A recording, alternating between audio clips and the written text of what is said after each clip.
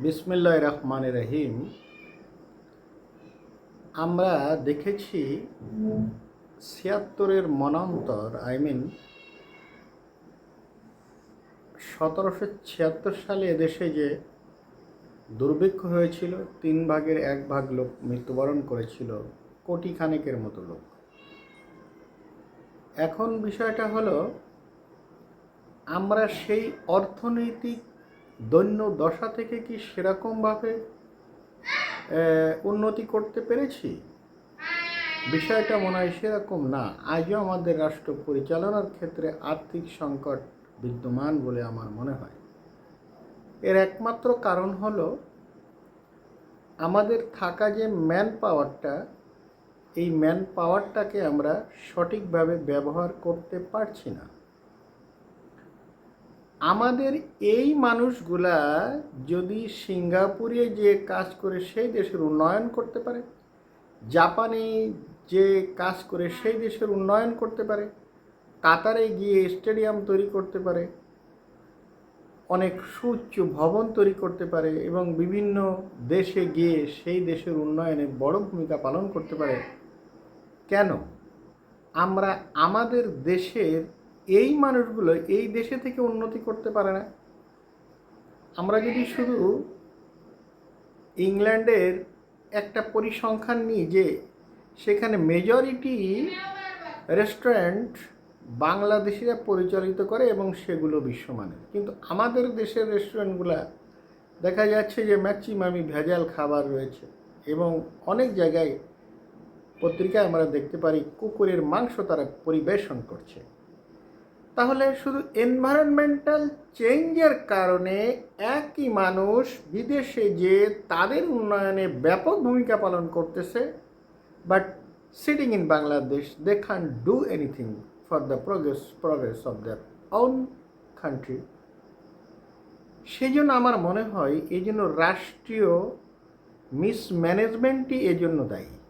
কারণ এই দেশের এই অদক্ষ মানব সম্পদকে দক্ষ মানব সম্পদে পরিণত করার যে রাষ্ট্রীয় ম্যানেজমেন্ট, সেটা কিন্তু আমরা সর্বোচ্চ পর্যায় থেকে প্রপার গাইডলাইনের অভাব আছে। দুর্নীতি এখনও মুক্ত করতে পারি নাই, ঔপনিবেশিক আইন এখনও রয়েছে, ঔপনিবেশিক শিক্ষা ব্যবস্থা আমাদের এখানে রয়েছে।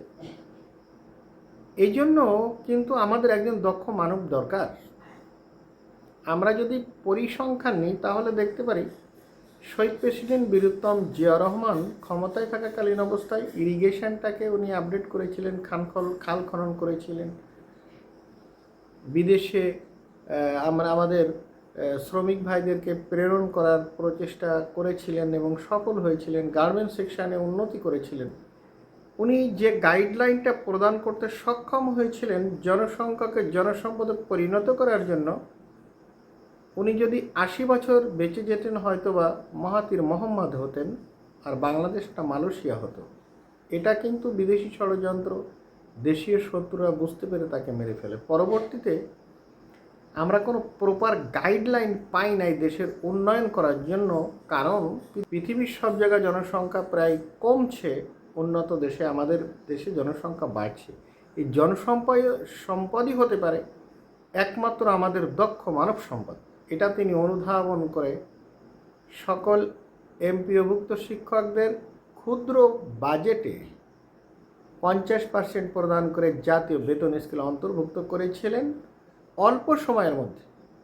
50%, একসাথে 50%, 5% বাড়াতে গেলেই তো ব্যাপক আন্দোলন করতে হয়েছে। উনি একথা বুঝতে সক্ষম হয়েছিলেন যে দেশের উন্নতি করতে গেলে মাধ্যমিক সহ এমপিওভুক্তদের যথোপযুক্ত সম্মানী প্রদান করতে হবে। তাহলে এক চান্সে ৩,৭০০ কোটি টাকা বাজেটে তিনি এই 50% প্রদান করেছিলেন।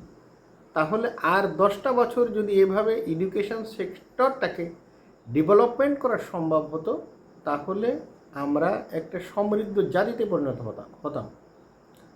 আমাদের গাইডলাইনের যথেষ্ট অভাব, রাষ্ট্রীয় মিসম্যানেজমেন্টের কারণে আমাদের এই কোটি কোটি অদক্ষ জনসম্পদকে দক্ষ জনসম্পদে পরিণত করতে পারি না। কারিগরি শিক্ষার অভাব রয়েছে। এই জন্য আমাদেরকে কারিগরি শিক্ষার অভাব রয়েছে। এই জন্য আমাদেরকে অনেক সমস্যা ভোগ করতে হয়। আশা করি এই জনসংখ্যাকে জনসম্পদে পরিণত করার মাধ্যমে আমাদের দেশের উন্নতি হবে।